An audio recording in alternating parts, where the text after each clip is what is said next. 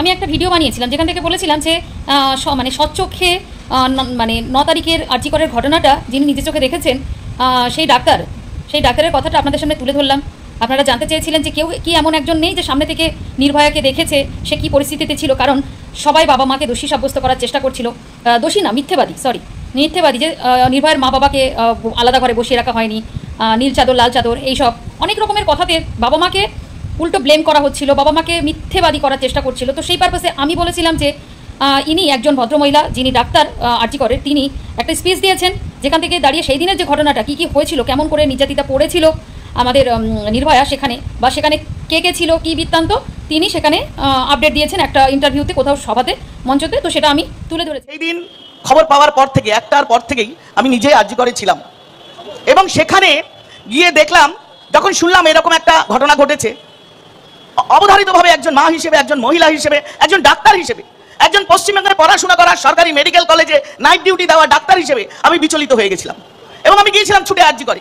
সেখানে দেখলাম নির্যাতিতার মা বাবাকে অন্য একটা ঘরে বসিয়ে রাখা হয়েছে, তার দেহ পড়ে আছে সেমিনার রুমে এবং সেখানে অজস্র অগণিত মানুষ, তার মধ্যে তৃণমূলের শাসক দলের, আমি তৃণমূল না বলে বলবো, শাসক দলের এমএলএ, শাসক দলের কাউন্সিলর, পুলিশের কমিশনার বিনীত গোয়েল, সেখানে কে নেই, ডিসি নর্থ, ডিসি সাউথ, বড় বড় পুলিশ কর্তারা।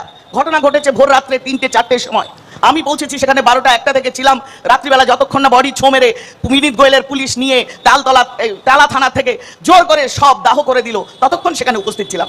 আমার নিজের চাক্ষুষ যা দেখেছি সেগুলো আমি আপনাদের একটু একটু করে বলবো, আপনারা শুনুন। সত্যিকারের ঘটনা হলো যে সে মেয়েটি নাইট ডিউটি দিয়েছে, তার কর্মস্থল, সে এমডি করছিল, সেকেন্ড ইয়ারের স্টুডেন্ট, তার 24 ঘন্টা 36 ঘন্টা ডিউটির পরে খাওয়া দাওয়া করে সে সামান্য একটু বিশ্রাম নিচ্ছিল এবং সেই সেমিনার হল, বড় হল, আমাদের এই যে প্রোগ্রাম হচ্ছে এই রকম সাইজের হল, এত বড় একটা সেমিনার হলে একটা কোনায় একটা নীল রঙের শীট পাতা, একটা ম্যাট্রেসের ওপরে ধর্ষিতার শরীর ছিন্ন বিচ্ছিন্ন, মুখ ভর্তি আঁচড়ের দাগ, কামড়ের খামচির দাগ, আপনার শরীরের জামার ওপরের অংশ অর্ধেকটা হাত খোলা, নিম্নাংশ কাপড় পাশে পড়ে রয়েছে।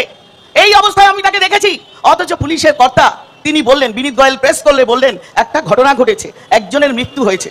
কখনো তিনি বললেন না যে এই শহরের একটি নাম করা সরকারি মেডিকেল কলেজে একটি মেয়ে তার ডিউটি করার সময় রাতের অন্ধকারে এই হাসপাতালের কিছু দুষ্কৃতী, যারা নেতা তৃণমূলের আশ্রিত গুন্ডা, যারা ওখানকার সমাজ বিরোধী, যারা ওই হাসপাতালের গলিতে অলিতে অন্দরে কোনায় কোনায় যারা করে খাচ্ছে, তৃণমূলের নেতারা যেমন করে খায় যার যার এরিয়াতে, সেই করে খাওয়া গুন্ডা দুষ্কৃতীরা এই মেয়েটির ওপরে যে পাশবিক পৈশাচিক নারকীয় অত্যাচার চালিয়েছিল, সেই অত্যাচার না নিতে পেরে মেয়েটি মারা যায় এবং মারা যাওয়ার আগে সে যথেষ্ট ভালো স্বাস্থ্যের অধিকারী, সে আপ্রাণ চেষ্টা করেছে নিজেকে বাঁচানোর জন্য। তার শরীরের দাগ, ক্ষত, তার হাড় ভাঙা থেকে প্রত্যেকটা জায়গা দেখে বোঝা যাচ্ছিল সে চেষ্টা করেও পারেনি। কারণ দুষ্কৃতীরা একজন ছিল না। আমাদের পুলিশ মন্ত্রী, স্বাস্থ্যমন্ত্রী, মুখ্যমন্ত্রীর বিনীত গোয়েল, মুখ্যমন্ত্রীর যে প্রিন্সিপাল কলেজের নাম নিতেও ঘেন্না করে ডাক্তার ফ্রেটার্নিটির, আমার ফ্রেটার্নিটির লোক, সেই ঘোষবাবু, তিনি কি বললেন, একজন ধরা পড়লেন এবং একজন সিভিক ভলেন্টিয়ার।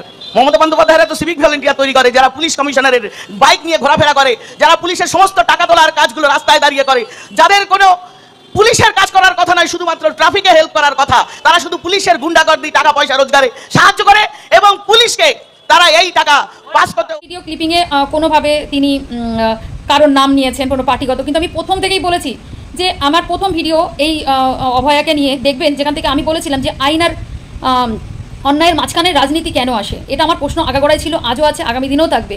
কেন একটা বাবা মা তার সুবিচার সন্তানের জন্য পাবে না? বারবার কেন ওই স্বপ্নদ্বীপ থেকে শুরু করে একটা ঘটনা, আমি এত এক্সাম্পল দিতে চাই না, কিন্তু কেন বারবার ধামাচাপা পড়ে যায় এই মানে যখনই একটা ঘটনা ঘটে তখন একমাত্র হারায় শুধু তার বাবা মা তার সন্তানকে। সেক্ষেত্রে কোনো রকমের মানে সুবিচার তো পায় না, সেখানে পলিটিক্যাল রঙগুলো মিশে গিয়ে বরঞ্চ জিনিসটা অন্যদিকে মুভ করে যায়। তো এটা আমার প্রশ্ন আগাগোড়াই ছিল। তো বারবার আমি রিকোয়েস্ট করছি আপনাদেরকে, দয়া করে এই কথাগুলো বলে বিভ্রান্ত করবেন না। আমাদের মতো ক্রিয়েটারদের মানুষকে একটু বোঝার চেষ্টা করুন। মানে বড় মানুষরা যারা বলে, যারা সেলিব্রিটি, যারা মানে প্রভাবশালী মানুষ, তারা যেটা বলে সেটা ঠিক, তাদের সব কিছুতেই মানে কোনো কিছুতেই গন্ধ থাকে না, কিন্তু আমাদের মতো মানুষদের গন্ধ থাকে। এটাই হচ্ছে আপনাদের সমাজের একটা নিয়ম হয়ে দাঁড়িয়েছে। আমাদের সমাজের নিয়মটাই হচ্ছে এরকম যে প্রভাবশালী মানুষের কথাতে ভুল থাকতে পারে না, তাদের মানে কথা থেকে শুরু করে সমস্ত কিছুতেই তাদের কোনো রকম দোষ থাকতে পারে না, কিন্তু একটা সাধারণ মানুষের যে কোনো কথাতেই দোষ হয়ে যায়। যাই হোক, আমি মুদ্রা কথাতে আসি। তো সেখানে অনেকেই আমাকে কমেন্ট করেছেন যে দয়া করে এই মহিলাকে এখানে দিন, ওখানে দিন, মানে যিনি স্পিচ দিয়েছেন কেন সিবিআই ওনাকে ডাকছে না, কেন এত সুন্দর একটা মানে আই উইটনেস যেটাকে, যাই হোক উনি সেদিন ছিলেন, কেন ওনাকে ডেকে মানে ইন্টারোগেশন করছেন না। আমি একটা কথা আপনাদেরকে বলতে চাই, আজকে ডেটে দাঁড়িয়ে আপনাদের একটা কথা আমার বলতে খুব, আমি ভিডিওটা করতাম না কিন্তু করছি এই কারণে যে বলাটা খুব জরুরি। আপনাদের কি মনে হয় বলুন তো, এত মানুষ, যেখানে রাজ্যের লক্ষ লক্ষ কোটি কোটি মানুষ, দেশ বিদেশ থেকে মানুষরা প্রতিবাদের সুরে প্রতিবাদ করতে নেমে গেছে, যাদের গলার স্বরের কোনো মূল্য নেই, যাদের আওয়াজের কোনো মূল্য নেই, কত মানুষকে আপনারা নেবেন? সবাই কি প্রতিবাদ এমনি এমনি করছে? তো সেই জায়গা থেকে সেই আওয়াজ, এই লক্ষ লক্ষ মানুষের আওয়াজ যখন সুপ্রিম কোর্ট থেকে শুরু করে সমস্ত প্রশাসনের কান অবধি পৌঁছায়নি, তবে আপনার কি মনে হয় যে একটা সভার মঞ্চ থেকে বা একজন কন্টেন্ট ক্রিয়েটারের চিৎকার এক মানে সুপ্রিম কোর্ট থেকে সিবিআই হোক যেখানেই হোক পৌঁছাবে? কোশ্চেনটা আপনাদের কাছে আমি রেখে গেলাম আজকে। আশা করি নেক্সট টাইম এই কোশ্চেনটা আর করবেন না। আপনারা আমাকে উত্তরটা দেবেন, যেখান থেকে দাঁড়িয়ে কোটি কোটি মানুষের চিৎকার, আর্তনাদ, একটা বাবা মা না, অসহস্র বাবা মায়ের যারা সন্তানহারা হয়েছে, তাদের চোখের জল এবং তাদের আর্তনাদ যখন বড় বড় কোর্ট কাছারি, সিবিআই বলুন, আইবি যত রকমের আছে, তো তাদের কান অবধি যখন পৌঁছায় না, তাহলে আপনার কি মনে হয় আপনার কথা ওই অবধি পৌঁছাবে না পৌঁছাতে দেওয়া যাবে?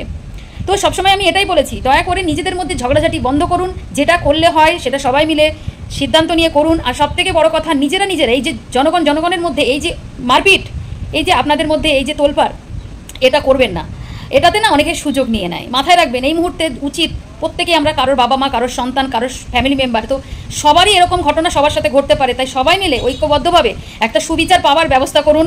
নিজেদের মধ্যে ঝগড়াঝাটি না করে প্লিজ দয়া করে এই সব কথার মধ্যে মানে না ঢুকে কাকে কি ব্যবস্থা, যেটা করলে হয় সেটা করুন। অযথা একটা মানুষের পেছনে এইভাবে হাত ধুয়ে না পড়লেই মনে হয় ভালো। একটা ভিডিও মানুষ করে শুধু আপনাদের চোখে খুলে দেওয়ার জন্য বা আপনাদেরকে বোঝানোর জন্যে, আপনারা যেটা জানতে চান সেটা জানানোর জন্য, সেখান থেকে দাঁড়িয়ে আপনারা সেখান থেকে কন্টেন্ট ক্রিয়েটারদের পেছনে পড়ে থাকেন। আরে বুঝতে পারি না, যেখানে বলার দরকার আপনারা সেখানে বলেন না। যদি সেটা সঠিক বলা হতো তাহলে কি আজকে এই ঘটনাটা ঘটতো? বলুন না। সঙ্গে সঙ্গে আপনারা কোনো পলিটিক্যাল ইস্যু ক্রিয়েট করে দেন, আমি এই পার্টি করি, আমি ওই পার্টি করি, তাই এই কথা বলছে। কেন আপনাদের মগজে ঢোকে না যে সাধারণ মানুষের যে মানে বক্তব্য বা মন্তব্য, সেটা সে পেশ করতে পারে না, তার জন্য রং লাগে? আচ্ছা, রং দেখে কি মানুষ ক্রাইম করে? আপনারা আমাকে জানিয়ে যাবেন, রং দেখে কি ক্রাইম করে? বলুন না। ক্রিমিনাল যে হবে সে কখনো রং দেখে না, তাই ক্রিমিনালের বিরুদ্ধে সাধারণ মানুষ সবাইকে এক ঐক্যবদ্ধভাবে লড়তে হবে। তাই এইভাবে পেছনে লাগবেন না দয়া করে, আর এইভাবে কারোর ক্ষতির চেষ্টা করবেন না। মানুষের সবথেকে বড় শত্রু হয়ে গেছে আজকের দিনে। কিভাবে সুবিচার মানুষ পায় সেটা ব্যবস্থা করলেই মনে হয় ভালো হবে। তো দয়া করে নেক্সট টাইম আর এইভাবে আর মানুষকে অপদস্থ করবেন না। এই কোর্টে জমা দিন, আপনার এই উইটনেসটা আপনি ওকে বলুন কোর্টে নিয়ে যান, ইনি তো যেটা বলেছেন দেখেছেন সেটাই। এটা কী লাভ হবে? আজকে ডেটে দাঁড়িয়ে প্রমাণ হয়ে গেল তো কিচ্ছু লাভ নেই। ঘরে ফিরে আসুন, ঘরে ফিরে যান, এটাই আপনার জন্য আমার জন্য এখন মনে হয় ভালো। এর বেশি আর আমি কোনো কিছুই করতে পারবো না। আপনারা অনেকে হয়তো আবার বলে যাবেন যে আপনি এই কথা কেন বলতে পারেন, আমরা লড়বো করবো তো, কিন্তু আমরা যদি আমাদের মধ্যে এরকম অশান্তি শুরু করি তাহলে আর কে পাশে থাকবে? সুবিচারটা কার জন্যে কে পাবে না? তো দয়া করে প্লিজ আর নেক্সট টাইম এইভাবে বলবেন না যে এটা করুন সেটা করুন, এনাকে এর হেফাজতে দিন ওর হেফাজতে দিন, প্লিজ বলবেন না। আশা করি সবাই বুঝতে পেরেছেন। ভালো থাকবেন, সুস্থ থাকবেন।